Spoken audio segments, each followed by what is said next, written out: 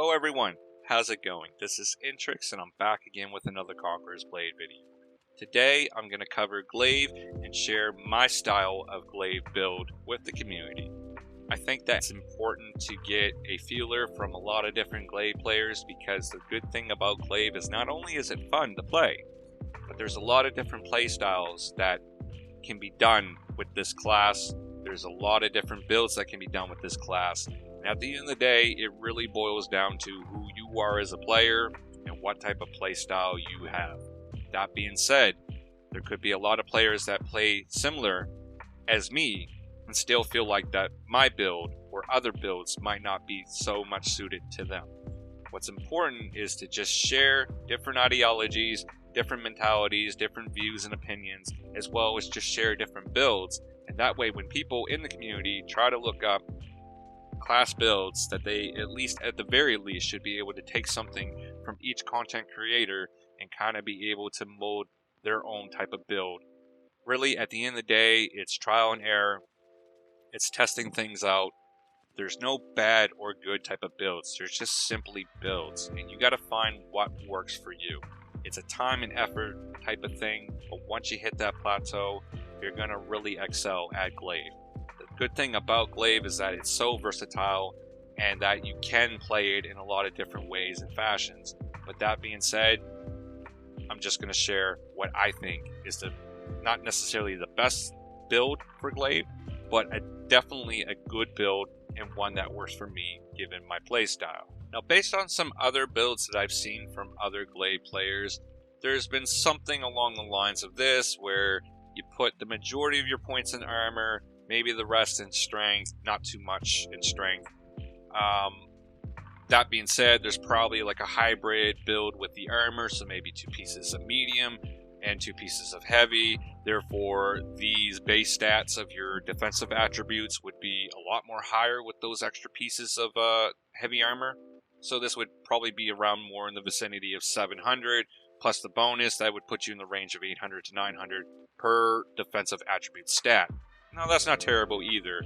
You could also do things like just max out your toughness. So, just looking here, right there, boom, you're going to get an additional 7,200 health. What's the difference? I haven't really noticed a whole lot of difference between the defensive attributes or just pumping it straight into health. At the end of the day, you do get more sustainability. Yes, it does make you a bit more tankier, but it doesn't make you a tank per se. And where you lack the ability of being a bruiser, if you will, and kind of just having that whole attacking ability, that's your strong point. Being able to attack with that glaive, even a basic swing with a glaive, it's going to hurt somebody. You keep swinging, you're going to put the hurting on them. So one thing that I've noticed as glaive is that it's better to be a bruiser opposed to a tank. It's good to have somewhat of a tankiness, but this is where I feel like you should get that extra tanking ability from your gear. Now, current effects does give plus 10 as a full set to all your stats, so you will get a little bit of toughness, you will get a little bit of armor, you do get the strength and agility as well. And then it just really comes down to rolling bonus stats. So if you're lucky, you'll get some good stats, like that is a generous amount of health. That is a good stat. When it comes to glaive, just like any other class, you will need multiple pieces of gear with, depending on the rolls, if you get lucky, for depending on the game modes that you do. So if you're lucky, you might be able to get, now this is a decent roll too. I got a leadership, plus I got somewhat of a health, I'll take it, right? That's a pretty rare roll.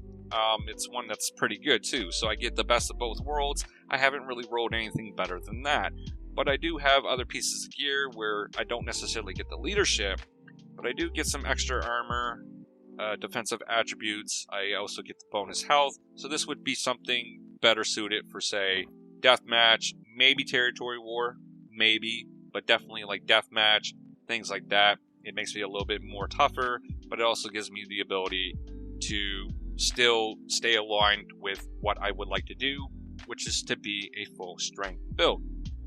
So that being said, this is just based on what I have going on here with this particular glaive. I do have a PvE one, which is a little bit better in the slashing damage, but not a huge amount. However, I do suffer a lot with the blunt and all that. So again, having a really good glaive with a good attribute, strength, is just absolutely beautiful. To be able to swing and have 2,000 damage with a glaive just as is, now we're gonna get into pumping it all into full strength. Now I get an additional 432 damage with slashing. I also get that blunt damage up, and I also get the piercing armor penetration. Now that is also going to play a factor with these heavier classes, such as a poleaxe and a longsword, and even on the odd occasion, a short sword, depending on their builds. They might not always be medium, but also it helps when they pop that iron sights, because iron sights is quite of a bitch. So we're just going to put that all in there. And now I look at my stats, and I'm like, pretty much a tough bruiser. My health is not terrible. My defensive attributes are not terrible either. It doesn't make me a super tanky type of class, but it does allow me the ability to take quite a bit of damage and quite a few hits. And ultimately, at the end of the day, I'm dealing a lot of damage to people. And I got some really good penetration to put. What it comes down to with this type of build is that I am a glaive, and I'm going to hunt you down. I am the bruiser that's coming for you. I'm going to deal a lot of damage, and I don't care what class you play, and I don't care what playstyle you are. I'm up in your face, and I'm making you hurt. With that being said, you're going to cause a lot of people to run away, which gives you the advantage, because at some point, if you're not putting out the damage, and this is one thing I've noticed, is that if you're not putting out the damage in the higher classes, and that's usually what happened when I played other builds, is that I'm lacking in the damage department. I'm not putting the pressure on them, therefore they have the control of the battles even when I'm setting up combos. Having this particular setup sets me up for combos, and this is where we're going to move into skills. So this is my skill set. I have played with the glaive buff, the God of Battles, and yes, it is a really nice skill to have, and it's very recommended for glaive. Why not? It gives you a boost, it gives your allies a boost, it gives your units a boost, and everything in between. But it's also a certain type of playstyle, and having this kind of makes you a bit more of a passive player. So, you know, depending on your mood, depending on your playstyle, you could switch this in and out, depending on what you're doing. In Territory Wars, this would be great as well to have, but it also comes down to your play style. So for me, this is what I like to have as my loadout. The Arc of Steel, the Breaker of Shields is absolutely paramount. This is a big, crucial skill that's going to come in for your clutch. And being able to put out that extra amount of blunt damage is huge, especially with these bigger classes, especially to units or classes that have extra armor or blocking abilities. Warlord's Greeting, and of course you have to have the Flying Reaper. This is your cake and eating it too. Flying Reaper is a huge ultimate skill that opens up the door to a lot of possibilities. There isn't really anything that's going to stand in the way of a Flying Reaper. It will absolutely shred shield walls. It will knock people down. It will open up that opportunity to allow you to set up your combos, regardless if it's against another warlord or if it's against a unit such as a shield wall. Doing Flying Reaper, being able to do the Arc of Spin while they're down, finishing up, maybe getting behind them with a Breaker of a Shields. That would pretty much take care of an Imperial Spear Wall, or just pretty much any type of hero. And a lot of times I can combo all four of these skills to not only, maybe if I don't kill them, but put so much hurt into them that they're running away, they're useless, they're done, they're not doing anything. And then you're set up for the chase. I'm a bruiser. I'm going to come after you, so I'm going to pop a horse. And that's also another thing too, is your mounts. You want good mounts that are fast, that have good health, but also the armor. You want purple armor, and you want more than one horse with purple armor.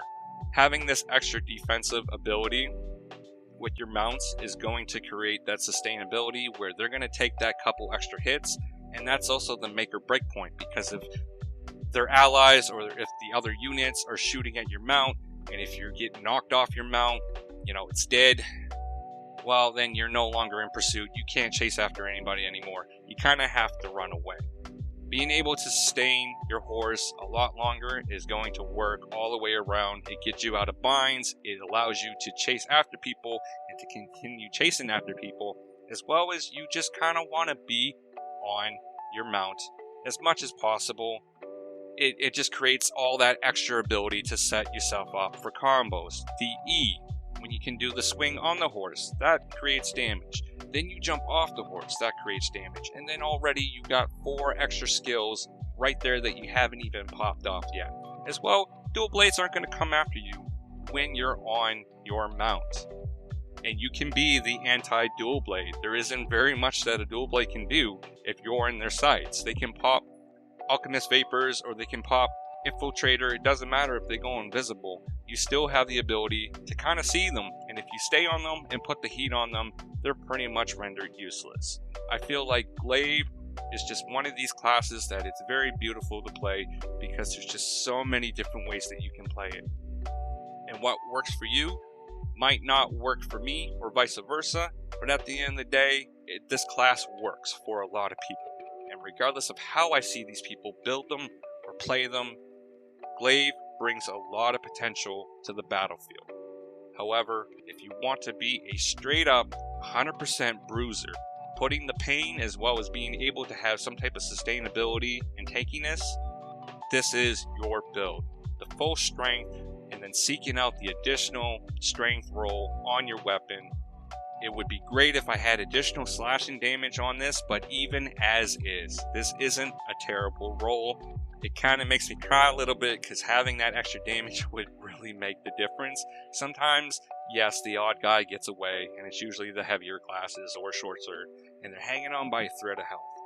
But even if you make them run away, you've rendered them useless. And if you weren't able to chase them down or capture them, you have rendered them useless. Putting a lot of pain into these heavier classes makes you a force not to reckon with. It also creates you the ability to be a really good support class. You can come in and clean up as a janitor. You can also set up for your teammates to come in and do the same thing. It's going to get you a lot of kills, but it's also going to get you a lot of assists. At the end of the day, you're doing your job, you're wiping units, and you're wiping heroes. So with that being said, that kind of concludes my take on the glaive. And just remember to set yourself up for combos, because that is the big thing. Glaives are all about the combos.